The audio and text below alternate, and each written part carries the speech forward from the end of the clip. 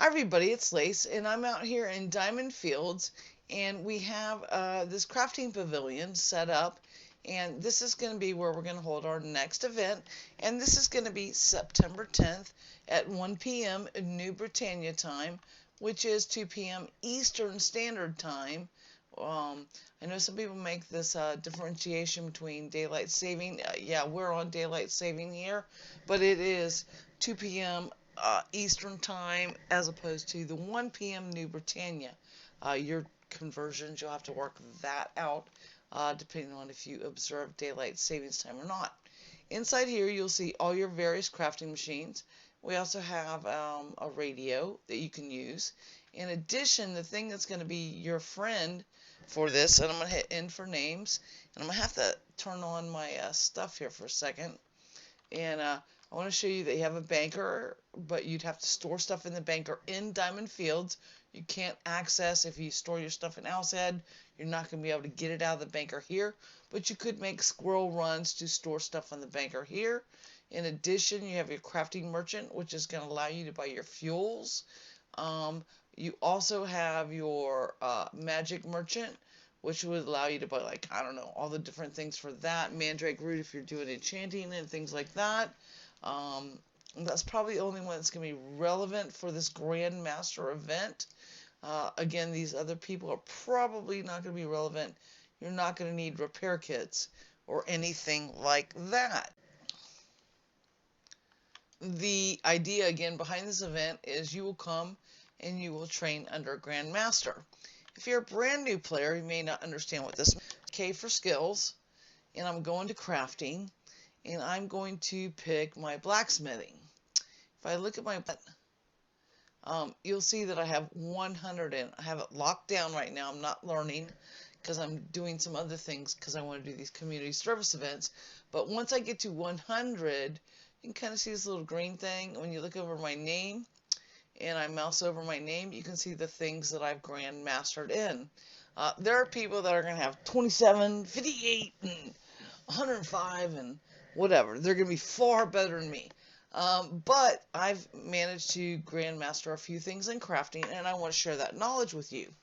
What happens when you get 100, and again, people will not always lock it at 100. I am, because I want to teach at that level to all people, and then I will start working on my selfish gains. But you will have people that will, 120, 150, 180, because if you look at what I'm looking at right here at blacksmithing, my proficiency is 70.7, and at 120 it's 77.5. You're going to hear this especially a lot between the tamers right now. They're talking about their proficiency, and they're saying they got to get to 140, 160, millions and millions of points. In addition, when we're looking at blacksmithing, I have to get this to 50. We're pretty close right now today. And then I can start doing all these. And they're just more specializations. And these, each one of these, like blade weapon, a plate armor, chain armor, and shield, the more that I enchant, quote unquote, which is really called masterwork in the blacksmith profession, the more times that I masterwork things, the more this is going to go up. Now, you can see I'm already at 49 on this. It took a crap ton of silver to get masterwork on these. Oh, good Lord almighty. Yeah, I don't even want to speculate how many it's going to take. But the good news is, looking at your pull, I have a very low pull right now. It's at 193. If I got this up to a few million, I could just crank these things out. I don't do that because somebody's asking me to make this for them, or they want me to enchant this, or, I've got a lot of personal business going on, so I don't get to build this pool very high because I'm always doing something. But that's something to keep in mind as well. Moving on to tailoring, I've also GM'd this, and I have actually gotten my 50 there, and I'm still working on it, and you can see that these are starting to go up. What that's going to mean is that when I'm doing cloth armor, well, that one's leather, and that one's cloth, when I'm doing that, I could get maybe a couple little special enchants off on them, which are not called enchants, it's called masterwork, but to me it's the same thing. I can get a couple different special bonuses the more I keep working these things. The most important part, though, however, is always going to be this number, because this is going to produce your pass-fail rate on your initial chant, or quote-unquote masterwork. So this is going to be your most important thing. This is just what happens as a result of succeeding in this. So this is the one that you really want to focus on. You want to work these, but keep in mind, if you're training this and training these three things, you're training three things, it's going to suck more experience, blah, blah, blah. So you're going to have to find the sweet balance on this between what you're gaining, learning, and doing. In this case, I have mine all open because these are pretty low right now. That's actually pretty low. But that's how it goes. If we go back up to the blacksmithing, it would be getting that to 50, and then I can train these four, and I'd have these four open. So every time I make, in this case, what? A weapon, I make a plate armor, I make a chain, and I make a shield. And when I say make, I mean I enchant it, quote-unquote, masterwork it. It's going to give a bump to that type. So in other words, making a weapon, like a two-handed sword, is not going to up these other three. It's going to suck into here and suck into there. And that's kind of true with the tailoring too. If I go back over here, you know, masterworking a piece of cloth armor is only going to build this one and that one, but it's also going to suck down this one if I've got it turned on.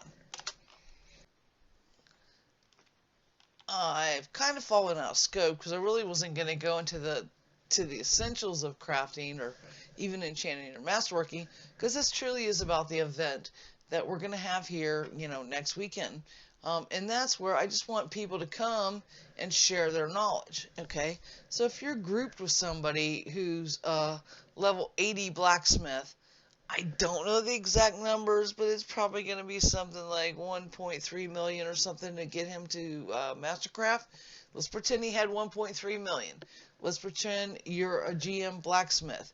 His XP would be 10% less, so that'd be 130,000. So instead of 1.3 million when he finishes off, he'd be at like or like 200,000. So to get back to that number. God, did that math work out? I don't know, but you know what I mean. Sorry, I'm drinking now, heavily. Anyway, so if we like took 100,000, you got 10% less. You only take 90 instead of the 100. Same thing. I probably just used bad math ratios that my brain just cannot process at this time. But so that's the benefit of being a master crafter. It also works in combat. If you go out and you're hunting with somebody, you know, group guild things, whatever you're doing, kind of dungeon runs with a bunch of people, somebody's got like the big one I'm gonna say is if I hit K for skills, and you're gonna find this happening a lot. If you got people that are dedicated healers, they're gonna have this up to 100. Mine's 71. Yeah, if they have it at 100, you better turn on that XP and just keep spamming it, because it's going to take you 10% less to level that up. These are things to be aware of when you're grouping and hunting. Again, it's kind of out of the scope of this. This is really just to promote the event in Diamond Fields. We're going to be in this crafting pavilion. You can bring and stash your stuff ahead of time on this banker. You can buy fuels on this person, so everything's very close. The docks are just right down here. And when I say the docks, when you come in from Port Phoenix, if you don't, you know, just directly teleport to me, if you directly teleport to me, you're going to come up right down there. But if you came over from Port Phoenix, you're going to end up down there, and you're going to have to run up the hill.